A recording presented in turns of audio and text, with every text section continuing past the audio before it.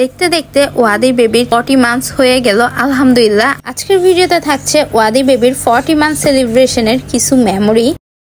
আসসালামু আলাইকুম, সবাই কেমন আছেন? আশা করছি সবাই অনেক ভালো আছেন। আলহামদুলিল্লাহ আমরাও আল্লাহর রহমতে ভালো আছি। ওয়াদি বেবির 40 মান্থ সেলিব্রেশন উপলক্ষে নাকি আপনাদের ভাইয়া আকনি বিরিয়ানি খাবে, এজন্য আকনি বিরিয়ানি রান্না করার জন্য চলে আসলাম। আকনি বিরিয়ানির মশলাটা রেডি করে নিব। এখানে সব কোটা মশলাগুলো সামান্য ভেজে নিয়ে এগুলো ঠান্ডা করে নেওয়ার পরে ব্লেন্ডারে ব্লেন্ড করে নিব। আর এখন একটা পাতিলের মধ্যে দিয়ে দিলাম গরম মশলা। গরম মশলার মধ্যে আছে কালো এলাচ, সবু এলাচ, দারুচিনি, তেজপাতা। আর এখানে পেঁয়াজ নিয়ে নিলাম 2 কাপ পরিমাণে।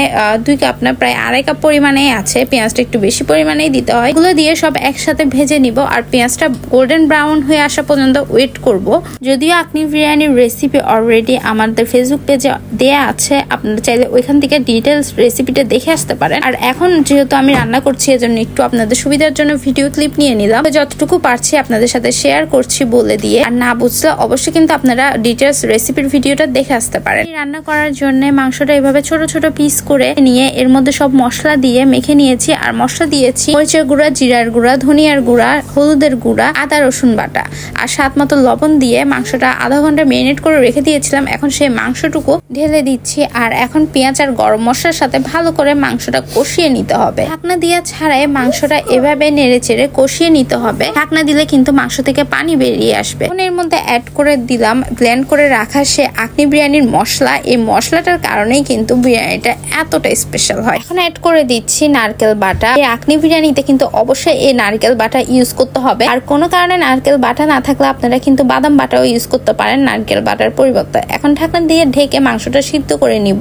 এদিকে এখন চলে আসলাম ওয়াদি বেবিকে সারপ্রাইজ দিতে। ওয়াদি বেবি তো মহা হ্যাপি সারপ্রাইজ পেয়ে। ও আজকে সুপারম্যান থিম রেখেছিলাম 40 মান্থ সেলিব্রেশনে। তো এদিকে ওয়াদি বেবি তো কেক দেখে অনেক বেশি হ্যাপি। ওকে সুপারম্যানের ড্রেসও পরিয়ে দিলাম। আর কেকও যখন দেখতে পেলো যে সুপারম্যানের কেক, ও তো অনেক বেশি হ্যাপি। এদিকে পেছনে সুন্দর করে বেলুনে লাগিয়ে নিয়েছি। তো ছোটখাটো ভাবে এই হলো আমাদের ওয়াদি বেবির 40 মান্থ সেলিব্রেশনের কিছু ভিডিও ক্লিপ। কেমন হয়েছে অবশ্যই কিন্তু জানাবেন। মাশাআল্লাহ ওয়াদি বেবি দেখতে দেখতে কিন্তু আস্তে আস্তে বড় হয়ে যাচ্ছে। তো মনে হচ্ছে যে এই দিনই তো ওয়াদি বেবি আমাদের কোলে আসলো মাত্র। আর এখনই ও 40 মান্থস হয়ে গেল আলহামদুলিল্লাহ। আসলে বাচ্চারা যতদিন মামির টামিতে থাকে, মানে যখনই পেটে আসে তখনই সময়টা মনে হয় যেন যায় না। 9 মাস অনেক কষ্টে যায়। 9 মাস পর যখন বাচ্চারা দুনিয়াতে আসে তখন কিন্তু খুবই ফার্স্ট টাইম গুলো চলে যায়। আসলে প্রত্যেক মান্থ ওয়াদি বেবির ফার্স্ট 12 মান্থ কিন্তু প্রত্যেক মাসে আমরা সেলিব্রেট করেছিলাম। এরপরে সেলিব্রেট করেছিলাম ওর 30 মান্থ। আর এখন করছে আলহামদুলিল্লাহ 40 মান্থ। যাই হোক, সবাই ওয়াদি বেবির জন্য অনেক বেশি বেশি দোয়া করবেন। কেক কাটিংটা করে ফেললাম আমরা। কেক কাটিং করে ফেলার পরে ওয়াদি বেবি তো অনেক হ্যাপি সারপ্রাইজ পেয়ে। আর কেকটা আলহামদুলিল্লাহ অনেক মজা হয়েছে। ওয়াদি বেবি অনেক পছন্দ করেছে। আর আপনাদের ভাইয়া তো আমার কেকের ফ্যান, মানে ও হচ্ছে যে আমার কেকের সবচেয়ে বিগ ফ্যান। ও কিন্তু আমার কেক অনেক বেশি পছন্দ করে। ওয়াদি বেবিও কিন্তু আমার কেক বানানো, মানে আমার হাতের কেকটা অনেক বেশি পছন্দ করে। এজন্য আর আমি ট্রাই করি ওয়াদি বেবিকে যাতে বাহিরের কেক না খাওয়াতে। কেননা বাহিরের কেক গুলো তো আমরা সবাই জানি অনেক ধরনের কেমিক্যালস আর কালার ইউজ করে। তো এগুলো আমি অ্যাভয়েড করার ট্রাই করি। এজন্য আমি নিজে যতটুকু পারি ওয়াদি বেবির জন্য বাসায় কেক বানাই, যেটা কিন্তু আপনাদের ভাইয়াও খেতে অনেক বেশি পছন্দ করে। আমার হাতের কেক খাওয়ার পর থেকে আপনাদের ভাইয়া তো অনেক বড় বড় সুইট সবগুলোর কেকই খায় না। মানে আগে যেগুলো ওর অনেক বেশি ফেভারিট ছিল ওগুলো পর্যন্ত এখন অ্যাভয়েড করে, ওগুলো খাই না। তুমি বানাও, প্রয়োজন হয় মাসে একটা কেক খাবো, তবুও তোমার হাতের কেক খাবো। হোক, এখন ওয়াদি বেবির সাথে আমরা দুজনে মিলে একটু ভিডিও ক্লিপ নিয়ে নিলাম। সবাই আমাদের জন্য বেশি বেশি দোয়া করবেন।